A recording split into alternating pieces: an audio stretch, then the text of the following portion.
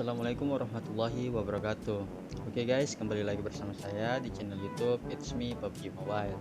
Dan buat teman-teman semua, semoga selalu diberikan kesehatan dan dimudahkan segala urusannya setiap hari. Amin ya robbal alamin. Nah, pada video kali ini saya akan memberikan tutorial cara mengatur sensitivitas gyroscope terbaik. Nah, pasti banyak dari teman-teman yang mungkin masih mulai belajar menggunakan gyroscope, baik itu scope on atau saat open scope, ataupun udah mulai masuk ke ranah full gyro atau always on. Nah, di sini saya akan menjelaskan cara agar aim kita saat menggunakan gyroscope itu lebih lurus terhadap target sasaran. Nah, sebelum kita lanjut ke penjelasannya, buat teman-teman yang baru menemukan channel ini, mohon kiranya untuk di subscribe serta like dan juga share video ini agar channel ini dapat berkembang lebih baik lagi dan pastinya dapat memberikan video-video yang berguna dan bermanfaat lainnya. Nah, tanpa membuang waktu lagi, langsung saja kita ke tutorialnya. Nah, oke ya guys ya. Nah, di sini teman-teman silakan ambil senjata yang biasa teman-teman gunakan dalam in-game PUBG Mobile. Nah, di sini saya menggunakan senjata M4 atau dikenal dengan M416. Nah, namun biasa kita sebut dengan N4.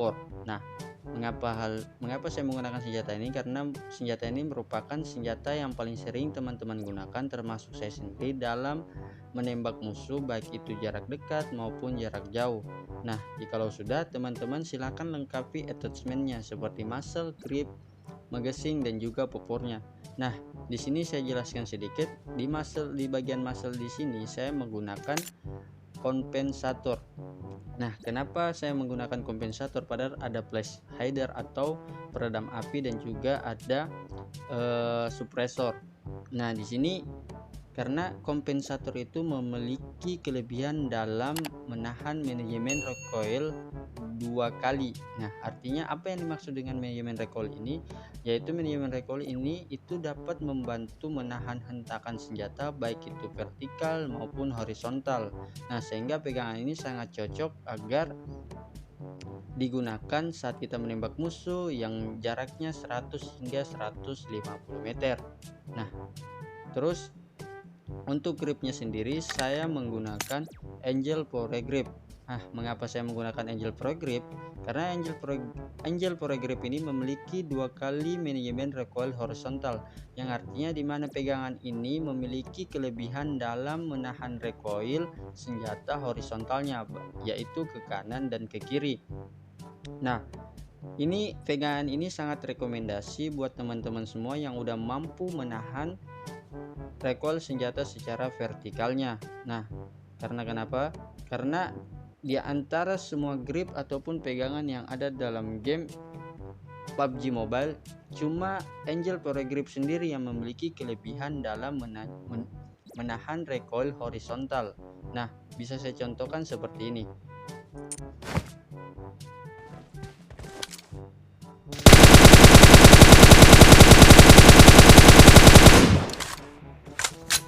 Nah, jadi pegangan ini itu dapat mengurangi gerakan senjata saat dia lompat ke kanan maupun lompat ke kiri, dan yang nantinya dia akan mengarahkan kembali ke arah bidikan kita semula atau kepada target sasaran. Nah, oke. Kalau udah seperti itu, di sini kita lanjut ke pengaturan kontrol dasar dan juga kontrol lanjutannya. Nah, di sini teman-teman buka settingannya atau buka pengaturan. Nah, di bagian kontrol dasar ini yaitu di sini, di putaran kamera selagi ADS. Nah, di putaran kamera selagi ADS ini buat teman-teman pengguna gyroscope baik itu scope on maupun always on, lebih baiknya putaran kamera selagi ADS ini dinonaktifkan. Mengapa demikian? Karena saat hal ini kita aktifkan yang kemudian kita menembak musuh jarak jauh, saat kita open scope, nah tiba-tiba jempol kita kegeser, yang ada arah tembakan kita akan berubah arah karena faktor hal ini. Namun saat ini kita nonaktifkan, saat kita menembak musuh, maka Walaupun jempol kita kegeser ke kiri ataupun ke kanan, itu tidak akan berfungsi. Nah, yang artinya sensitivitas ADS itu dimatikan secara paksa melalui kontrol dasar ini. Jadi, buat teman-teman yang betul-betul pengguna gyroscope, baiknya hal ini dinonaktifkan. Sebelumnya juga saya sudah jelaskan di video sebelumnya mengenai cara setting sensitivitas no gyroscope. Nah, putaran kamera selagi ADS ini lebih cocok digunakan untuk pengguna non gyroscope. Nah, kalau udah, di sini kita lanjut ke yang kedua, yaitu putaran kamera selagi miring ini. Nah, putaran kamera selagi miring ini baiknya dinonaktifkan. Mengapa demikian? Contohnya seperti ini. Jadi saat kita aktifkan, terus kita tahan di bagian miringkan badan ini, terus kita geser, itu dia ngikut. Nah, saya termasuk salah satu pemain yang kalau menembak itu selalu nahan miringkan badannya. Jadi saat aku open scope itu bersamaan aku miringkan badannya, itu aku tahan, bukan mode ketuk. Tapi bisa diatur, bisa ada mode kombinasi, mode ketuk ataupun mode tahan.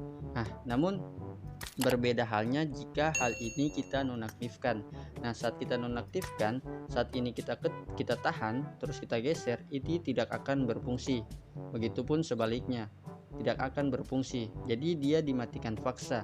Jadi saya termasuk pengguna 4 jari.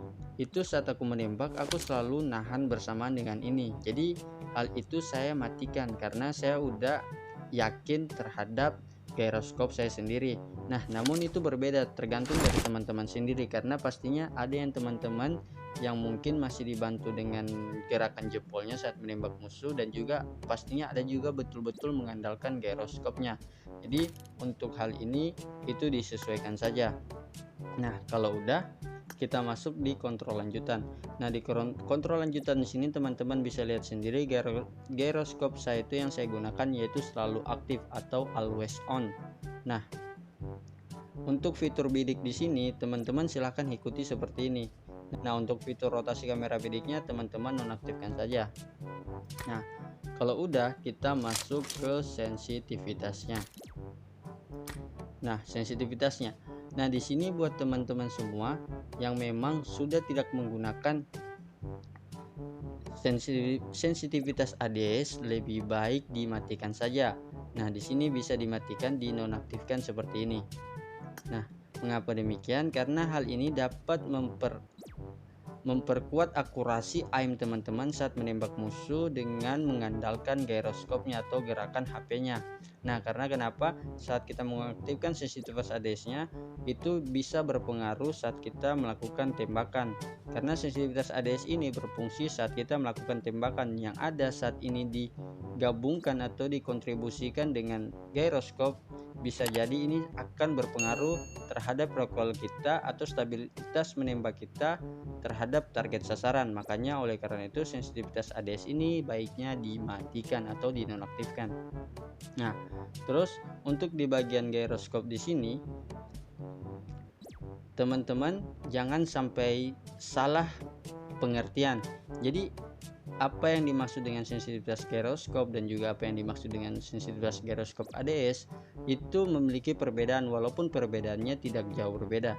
Jadi sensitivitas gyroscope ini berfungsi saat kita tidak melakukan tembakan, yang artinya itu hanya kayak gini, miring-miring kiri kanan ataupun open scope kayak gini, di miring-miringin HP-nya. Nah, berbeda dengan sensitivitas ADS, sensitivitas gyroscope ADS. Nah, sensitivitas gyroscope ADS sendiri memiliki fungsi atau fungsinya aktif saat melakukan open fire atau melakukan tembakan. Nah, jadi jangan sampai teman-teman kebalik. Jangan sampai di sensitivitas gyroscope-nya ditinggiin, sedangkan di sensitivitas gyroscope ADS-nya direndahin. Tapi kalau mau disamain sih tidak jadi masalah.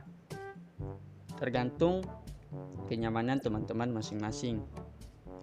Nah, namun di sini aku saranin baiknya dibedakan.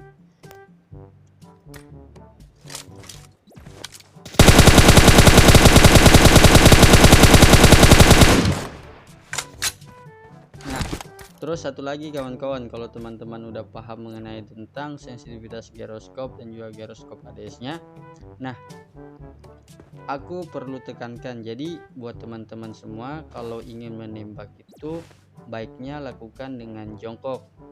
Mengapa demikian? Karena saat kita jongkok itu recoil senjata seakan dikurangi sebesar 50% dibandingkan saat kita berdiri. Nah, di saat kita berdiri recoil senjata itu full 100%. Nah, pengurangannya hanya berdampak terhadap muscle yang kita gunakan dan juga grip yang kita gunakan. Nah, berbeda halnya saat kita front ataupun tiarap. Nah, front atau tiarap ini dimana recoil senjata kita itu bisa aku katakan dikurangin hingga 75%. Jadi pengurangannya itu sangat banyak dan bahkan hampir tidak dirasakan sama sekali. Nah, kalau udah semua itu, di sini kita lanjut ke mode latihannya. Nah, kalau teman-teman udah paham terhadap hal itu, yang pertama sekali buat teman-teman itu yaitu mode aim tracking atau tracking. Jadi aim tracking itu kayak seperti ini.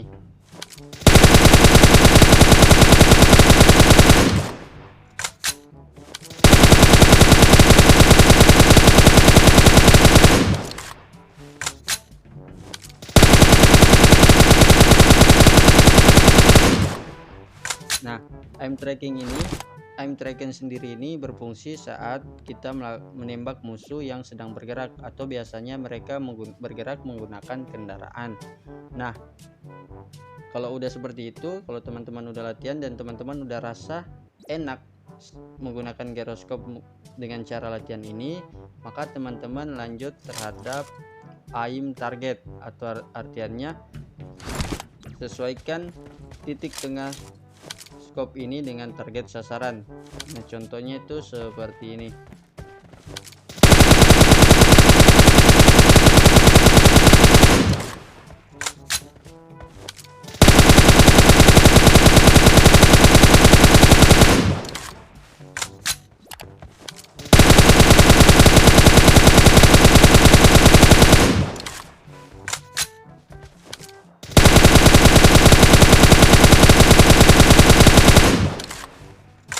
Nah, lakukan hal ini sampai teman-teman betul-betul udah rasa nyaman dengan sensitivitas yang udah teman-teman atur tersebut. Nah, kalau udah, kita lanjut ke mode latihan yang terakhir, yaitu menjaga akurasi aim terhadap target sasaran yang sangat jauh. Nah, untuk yang sangat jauh sendiri di sini, teman-teman arahkan saja ke antara ujung bukit ini dengan langit ini. Jadi contohnya seperti ini.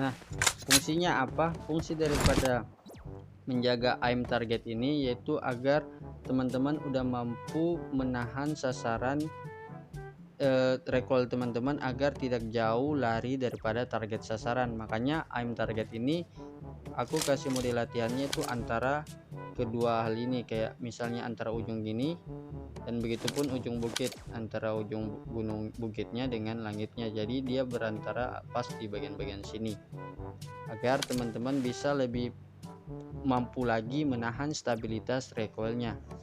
Nah, sekian penjelasan dari saya mengenai cara mengatur sensitivitas giroskop yang baik dan benar. Jadi teman-teman jangan sampai salah mengatur giroskop dan juga jangan sampai terbalik, jangan di sensitivitas giroskopnya itu ditinggiin sedangkan di sensitivitas giroskop ADS-nya itu direndahin, padahal yang berfungsi saat kita melakukan open fire ataupun tembakan itu yaitu sensitivitas giroskop ADS. Sekian video dari saya. Jikalau video ini bermanfaat, mohon untuk selalu di like serta di share agar channel ini dapat berkembang lebih jauh lagi. Dan juga buat teman-teman semua, mohon untuk selalu di subscribe agar dapat memberikan video-video yang berguna dan bermanfaat bagi teman-teman semua. Sekian dari saya, sampai berjumpa di video yang bermanfaat lainnya. See you next time, bye bye.